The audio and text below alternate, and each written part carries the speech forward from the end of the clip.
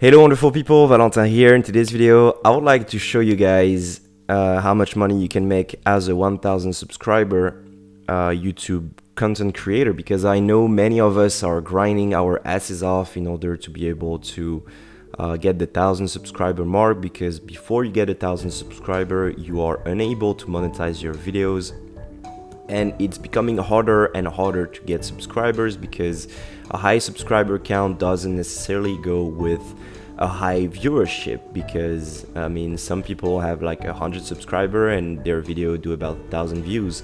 So it's very weird how YouTube algorithm works, and you know, people are not also subscribing to your channel because, well, they don't give a shit. They are watching videos recommended by YouTube. Basically, YouTube is recommending tons of video from very successful implemented content creator and, you know, very newbies content creator. In that sense, it's pretty fair. But like, if I'm, for example, being recommended your videos, why would I want to subscribe? So it's a bit difficult to get this 1000 subscriber. But basically, to go around, not cutting around the bush and show you guys the money. So in about a month, I put the last 90 days because I got partner on the 17th of October and we are the 19th of October today. Sorry, the 19th of November, so it's been a month, a bit more than a month. So I need to show you the last 90 days, but really it's about like 35 days or something like that. So I made around exactly 48.51 US dollars. So about 50 euros or so.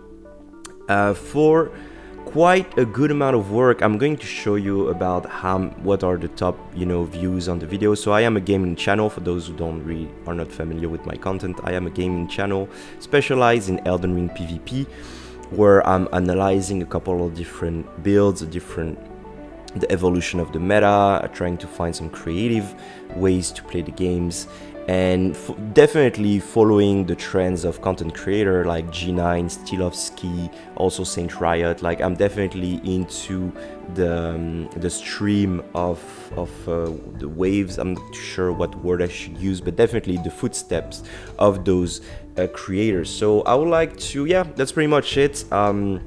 Is it worth it? I'm going to go over it in a bit, but honestly, it's a bit discouraging, to be 100% honest. The grind on YouTube, if any of you guys are making content, is work. It's a lot of work. I put a lot of hours into every video I make. I would say I play every build I do, depending on which videos I'm making. I spend about 2 hours to 3 hours playing the game. Then the editing takes quite a bit of time because I'm trying to make quite nicely edited videos with you know, with adding different effect, music, implementing some type of information in the video like screenshot or whatnot. So that takes quite a bit. It can take from 2 hours to 3 hours, and then the thumbnail takes about, I would say, 1 hour depending on the videos. But very often, now that I'm on PC, I use Elden Ring photo mode created by, I forgot his name, but you can download a photo mode. So I'm trying to get like special angles on the videos. I can show you that right now. I can show you that right now with how you see, for example, this thumbnail here was made using the photo mode. Same for this one. So I'm trying to find a cool pose, and then I add the text over it, and you can see there's pretty much a good amount of work with like cutting out the edge of the sword and making the shadow on the title in order to add some, you know, deeper effect. So yeah, the thumbnail part definitely takes a good amount of time, unless this video didn't succeed at all because it's very sexual. But actually I thought the thumbnail would be very cool, but yeah, when you're making sexual content, sometimes it doesn't work too well for you. With that little joke out of the side, I would like to show you about how much videos I make. So I did the challenge from the day where I got from starting on the 17th of October. I did post a video every day, sometimes even 2 videos a day. Some of them were doing very well, some of them were not doing very well, and everything started really to blow up when the latest patch came. I was really plateauing at about 800, 900 subscribers for the past like 2-3 months. And I'll get over why that was and what I changed in order to make my videos more appealing. But starting from there, we have the Order of His Great Sword, because I was the first one to make a video on the sword since the patch. So that video kind of blew up with 18,000 views. And then from then I went on to every little weapon, little interesting buff and nerfs that was done, and I got about 2,000 views a video, sometimes 3. Really depending. Some of them didn't work at all. For example, that video was just a montage that didn't work at all because, well, there was no information. And I'll get over what people want to see on YouTube. Yeah, so I was making, basically I turned my content from informative videos, from like just me playing and trying to show people how good I was, to making more informative video and video that will or enhance the knowledge of the person watching it, or yeah, that's pretty much it, or really educating people on the game. And that's what people actually want to see. They want to know what's good, what's bad, how to play better, how is this combo can work, etc, etc. And from them you can see that the videos made quite a much higher views if we look at just before the patch.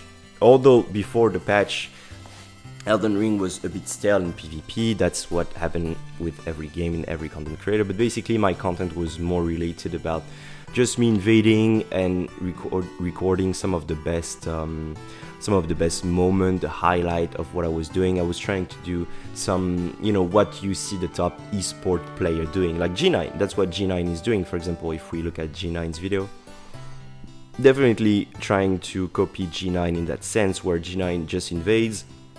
He has been showing that he was one of the best invaders in Dark Souls 3, also one of the most prolific invader in Dark Souls 3. So he earned, he also won tournaments, so he earned this this approval of being like his opinion matters a lot, if that makes sense. So every time he's going to put out a video, you're always going to see high quality gameplay, but also different, you know, type of build, type of way in order to win that some other player might not know, or might be less relevant. Relevant is not the word, but less entitled, maybe that's the word, to have an opinion that matters, if that makes sense at all. So I was definitely following into the footstep of G9.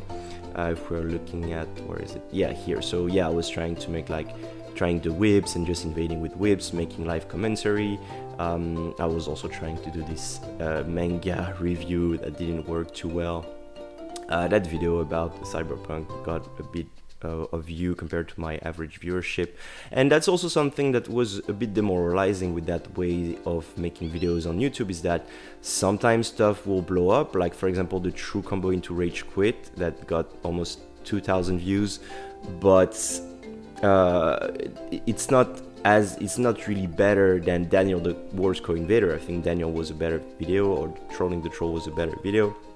But also I started to realize that what people really when my video were getting, you know, a lot of views was when I was educating people, such as how to install the Grand Merchant mod, you know, making a high depth review on the Morgoth's Curved Sword, and everything that was just a little bit like, oh, look at how good I am, or that those videos were not doing too well. There was also a moment where I really got discouraged with Elden Ring at patch 105. I think a patch 105 really killed the vibe for me, where I was like, fuck Elden Ring, like this game is not going anywhere.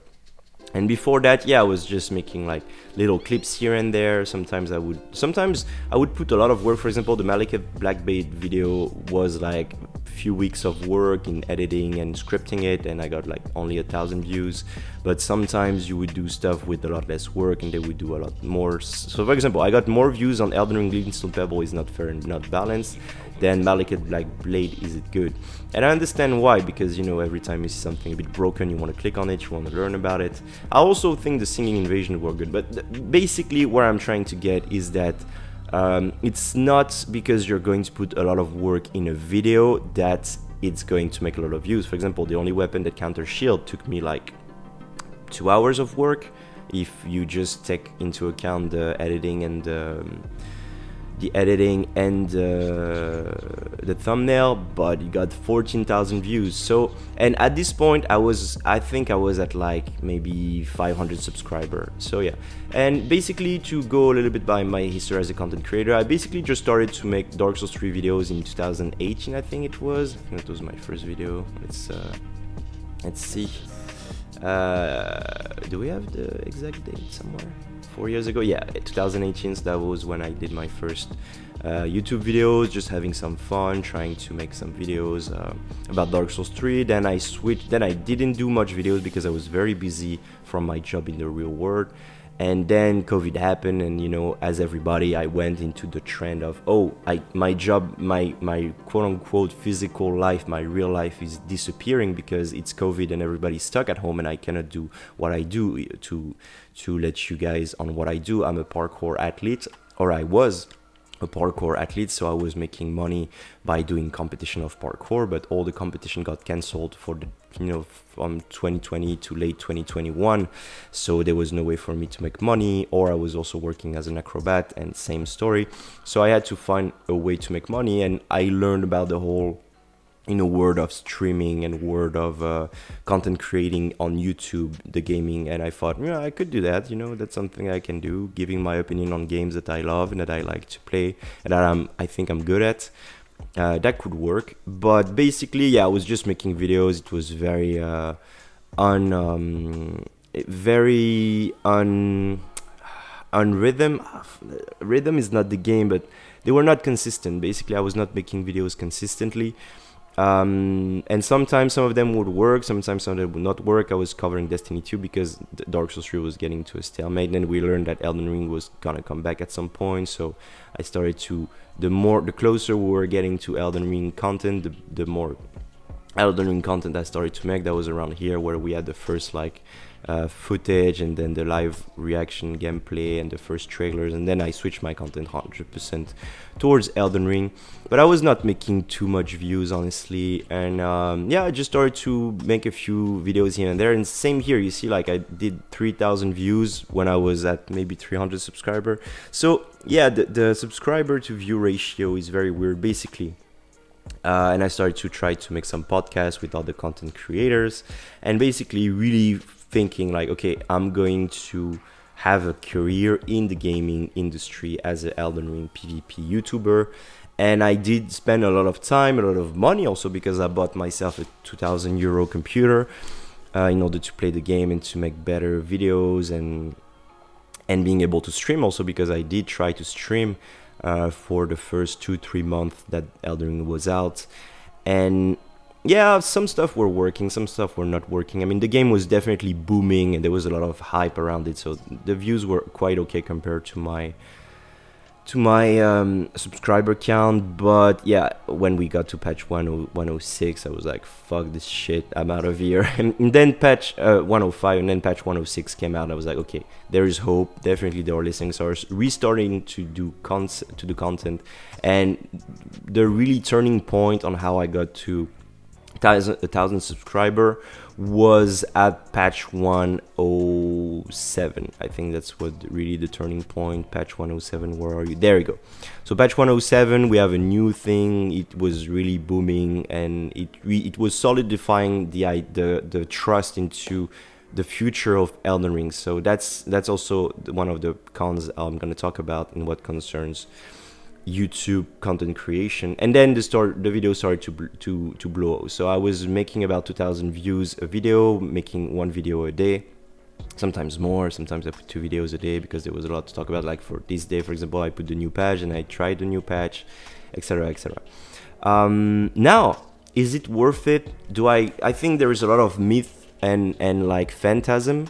Is that a word? Like you know, when you're dreaming of something, that it's almost like a sexual desire that you have towards that thing that you don't have yet. You know, I know many people are small content creator on Elden Ring, and they are working hard, you know, trying to make a video a day and trying exactly to copy the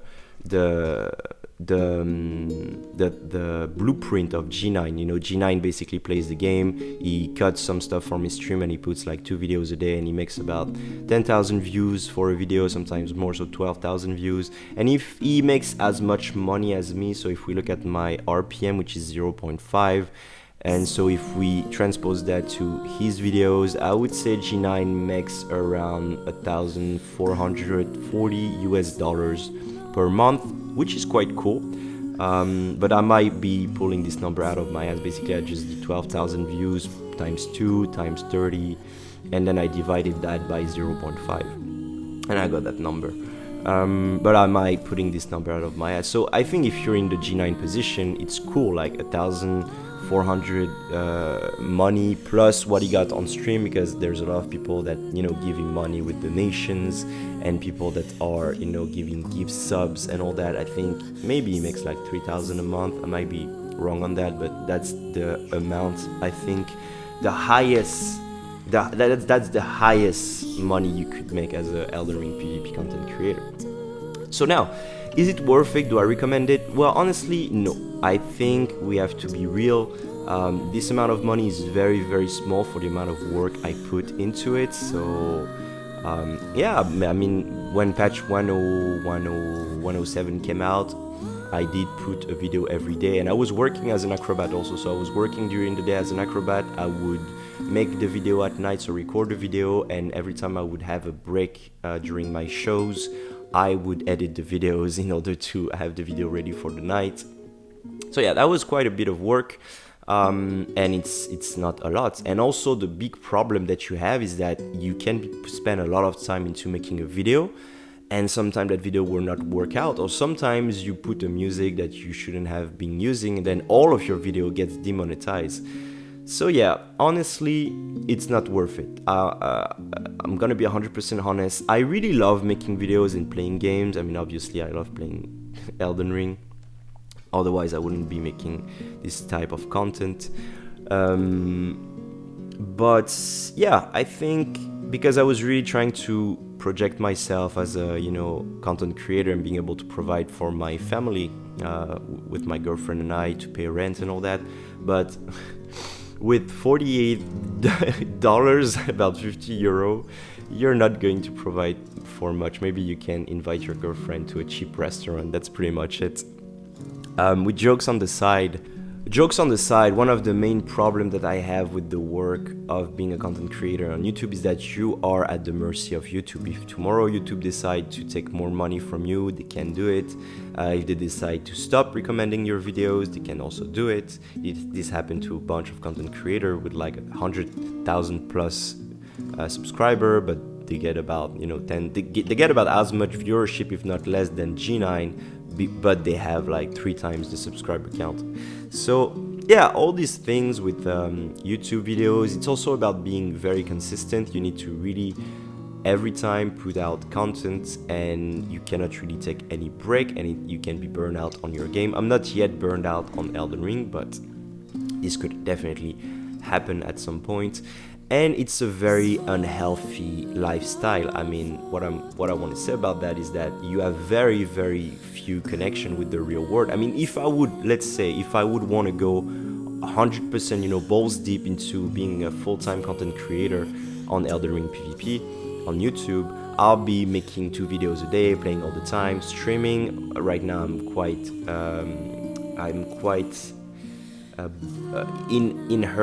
inert. I cannot develop my full potential as a streamer because I don't have a good connection. I don't have a great internet connection. But I would be, trying to do that, streaming, making 2 videos a day. And that's the only thing I would be making. So I would be always at home, having very few to no relationship with the outside world. Good thing is that I live with Celia, my beautiful girlfriend, and she's amazing. But yeah, you basically at home, you don't see a lot of people. I have the chance to have a big window, so I have the sunlight on my face, but you could also, not have any light on your face and really feeling the depressive symptom that comes out with not seeing the light of the sun. That's one of the big problem that has been popularized and studied. in what concerns curing depression or feeling depressed.